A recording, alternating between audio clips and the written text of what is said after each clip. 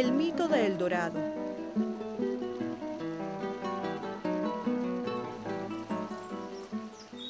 Cuentan que fue hace mucho tiempo que el hombre descubrió un metal amarillo que brillaba como el sol y que le pareció tan bonito que pensó que bien podía servir como ofrenda para sus dioses.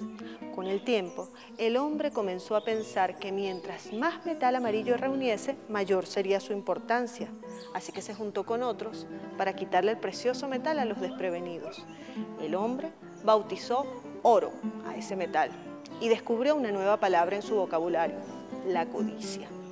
Así nacieron los imperios, las naciones, y comenzó a escribirse la historia. Si ustedes tuvieran que contarme a alguien algo sobre El Dorado, lo que ustedes quieran, ¿no? ¿Qué le contarían? Levanten la mano.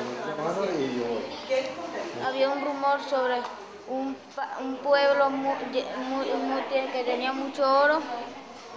Que todo, hasta las paredes eran de oro. La ropa, la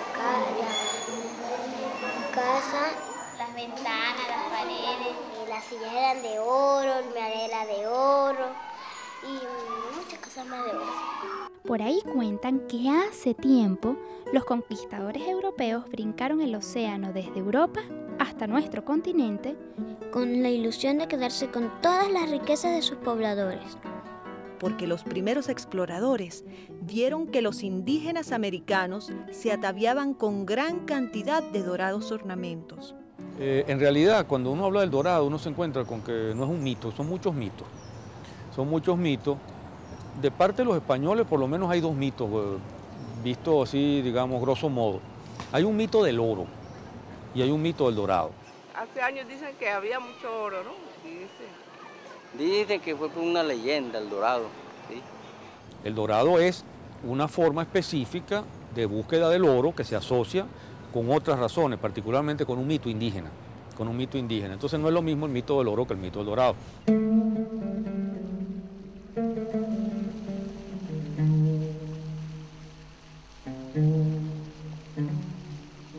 Yo cuando estudié, es una leyenda que se llama La Ciudad Dorada. Porque aquí se decía que había una ciudad de oro. Una de las leyendas más persistentes deriva de una crónica de Pedro Cieza de León. Pedro Cieza dice que unos descendientes de los incas habrían bajado por la ladera de los Andes que da hacia la Amazonia y que entonces habrían fundado allí un reino lleno de riquezas. El mito español del dorado se traslada prácticamente al Perú. Y luego se va a convertir en un mito distinto, porque entonces va a correr una leyenda de que algunos de los incas peruanos o de los indígenas peruanos huyeron de la conquista española y se fueron refugiando en zonas de montaña, y algunos se habrían desparramado hacia Brasil, otros se habían ido hacia el norte de la Argentina y otros habían ido a parar por el Amazonas hasta la Guayana venezolana. Estos europeos, que eran muy dados a la fábula y a la exageración, imaginaron una ciudad con una laguna dorada que vestía la piel de los indígenas que se bañaban en sus aguas. Con palacios y calles de oro que resplandecían incluso en la noche. Y que de día eran tan refulgentes que privaban de la vista a los desprevenidos. Y en sus cuentos llamaron a esta ciudad el Reino del Dorado. Eso no solo enloquece a los españoles, sino por vía de un célebre poeta, un hombre universal del Renacimiento inglés, llamado Sir Walter Raleigh, adquiere dimensión universal. Walter Raleigh es un gran escritor y poeta e historiador, un hombre con una pluma verdaderamente prodigiosa. Enloquece de codicia con estas noticias. Él era muy codicioso y ha hecho una gran carrera como cortesano adulando a la reina Isabel, y él dice: puedo hacer otra carrera todavía mayor adulando la codicia de la reina Isabel y del público y los financistas. En su libro sobre el descubrimiento de Guayana, él lleva otra vez ese mito a Europa. Y Raleigh habla ya de caciques con los cuales habló, con los cuales conversó, y habla de la ciudad de Manoa, una ciudad que tiene montañas de oro y todo lo demás. Y entonces divulga este proyecto diciendo, miren, aquí hay pruebas absolutamente verídicas de que en las desembocaduras de ese río que llaman Orinoco o hacia adentro, hay un reino del oro, superior a cualquiera. En ese reino, y es una de las cosas que más ha trascendido, supuestamente los soberanos se hacían espolvorear polvo de oro. Y por eso la leyenda de El Dorado. Habría un hombre llamado El Dorado porque estaba totalmente cubierto de polvo de oro, ¿no? Y allí en la Guayana se supone que hay entonces unas remanentes de la cultura inca y que se han construido ciudades muy ricas y que hay riqueza. Hay una especie de dorado.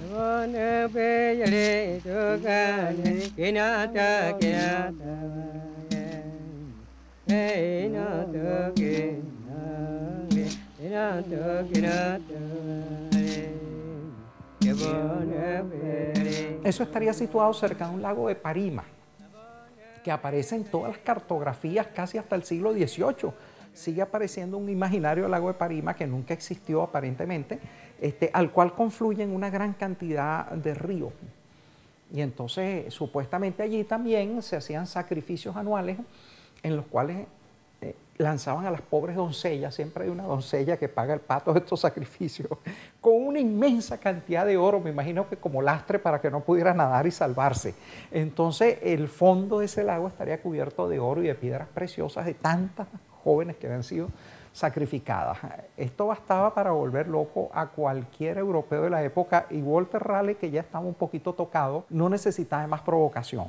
Porque Raleigh, que al mismo tiempo es un empresario capitalista al servicio de la reina Inglaterra, que lo que está buscando es crear condiciones para apoderarse de la Guayana, y eso tuvo consecuencias porque siglos después la Guayana reclamó, los ingleses reclamaron prácticamente la Guayana y querían poner la frontera venezolana en el Orinoco, prácticamente arrancarle a Venezuela toda la Guayana, basándose en la experiencia de Raleigh.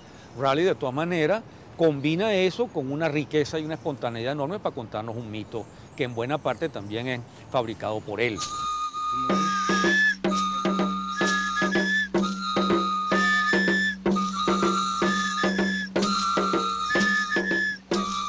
Se dice que fue a raíz de un incidente que ocurrió acá mismo, en la margen derecha del río Cuyuní. Era comisario de fronteras del general Domingo Antonio Sifontes, y él repelió el avance de los ingleses que venían de la Guyana, querían tomar todo este territorio hasta Upata. Vino de Maracay por un telegrama que le mandó el general Crespo. Esto estaba tomado por los ingleses, él fue el que les hizo frente y los sacó de aquí e instaló inmediatamente un puesto aquí de defensa para, como zona estratégica, tomó esta parte del Dorado. Telegráficamente se comunicó a la presidencia de la República, en ese entonces el general Joaquín Crespo, y le decía, le he puesto de nombre a esta aldea El Dorado. Cuando llegó y se instaló aquí, sacó a los ingleses que tenían esto, él tomó la decisión de ponerle ese nombre. Hoy día hace 111 años del desterramiento de los ingleses del Dorado por el general Domingo Antonio Sifontes, nuestro héroe.